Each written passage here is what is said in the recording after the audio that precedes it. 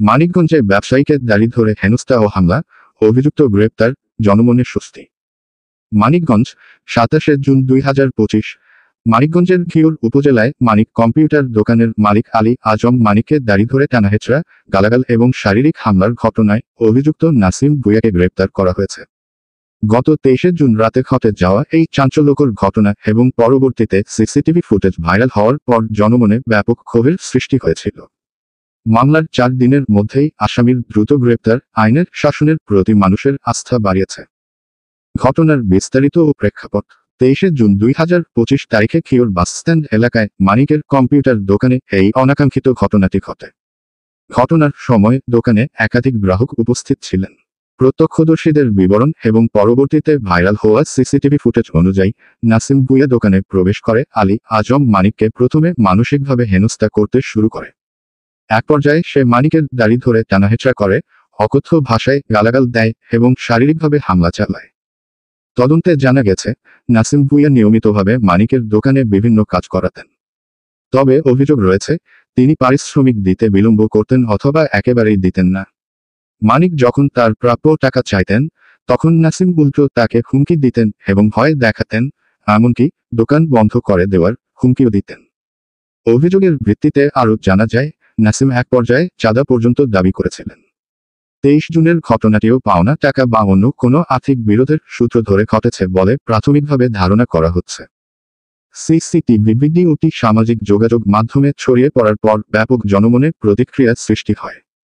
অনেকে এই ঘটনাকে একজন বয়োজ্যেষ্ঠ ব্যক্তির ধর্মীয় মর্যাদার ওপর আঘাত হিসেবে দেখেছেন, যা সামাজিকভাবে নিন্দনীয়। সমাজ ও আইনের প্রতিক্রিয়া। আইনি ব্যবস্থা। হামলার শিকার আলী আজম মানিক কালবিলম্ব না করে ঘিওর থানায় একটি লিখিত অভিযোগ দায়ের করেন। মামলার গুরুত্ব অনুধাবন করে পুলিশ দ্রুত পদক্ষেপ গ্রহণ করে। ঘটনার মাত্র ৪ দিনের মধ্যে গত ২৭ জুন ২০২৫ তারিখ সকাল ৭টার দিকে ঢাকা আশুলিয়ার নিশ্চিন্তপুর এলাকা থেকে মূল অভিযুক্ত নাসিম ভূঁইয়াকে গ্রেপ্তার করা হয়। মানিকগঞ্জ জেলা গোয়েন্দা পুলিশের ডিবি অতিরিক্ত পুলিশ সুপার ইমতিয়াজ মাহমুদ এই তথ্য নিশ্চিত করেছেন, যা পুলিশের পেশাদারিত্ব ও কর্মতৎপরতার উজ্জ্বল দৃষ্টান্ত স্থাপন করেছে।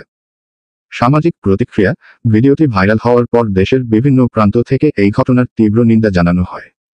সাধারণ মানুষ এটিকে শুধুমাত্র একটি মারধরের ঘটনা হিসেবে দেখছেন না, বরং ধর্মীয় মূল্যবোধ ও সামাজিক শ্রদ্ধাবোধের ওপর আঘাত হিসেবেও বিবেচনা করছেন। এই ধরনের ঘটনা সমাজের নৈতিক অবক্ষয়ের ইঙ্গিত দেয় বলে মনে করছেন অনেকে। বিষয়ভিত্তিক বিশ্লেষণ। আইনি ও ন্যায় বিচার, দ্রুত গ্রেপ্তার আইনের শাসনের প্রতি জনগণের আস্থা তৈরি করেছে। তবে সম্পূর্ণ তদন্ত এবং অভিযুক্তের দৃষ্টান্তমূলক শাস্তি নিশ্চিত করা প্রয়োজন, যাতে ভবিষ্যতে কেউ এমন অপরাধ করার সাহস না পায়। এটি সমাজে একটি শক্তিশালী বার্তা দেবে যে আইন সবার জন্য সমান এবং অপরাধ করে কেউ পার পাবে না। তারা চিহ্ন সামাজিক শিক্ষা। এই ঘটনা সমাজের জন্য একটি গুরুত্বপূর্ণ বার্তা বহন করে। ব্যবসায়িক বা আর্থিক বিরোধ নিষ্পত্তির জন্য কখনোই সহিংসতা বা হেনস্থার পথ অবলম্বন করা উচিত নয়, বরং আইনি প্রক্রিয়ার মাধ্যমে ন্যায্য পাওনা আদায়ের চেষ্টা করা উচিত। এটি সাধারণ মানুষের মধ্যে আইনের প্রতি আস্থা এবং সুশৃঙ্খল সমাজ গঠনে সহায়ক হবে।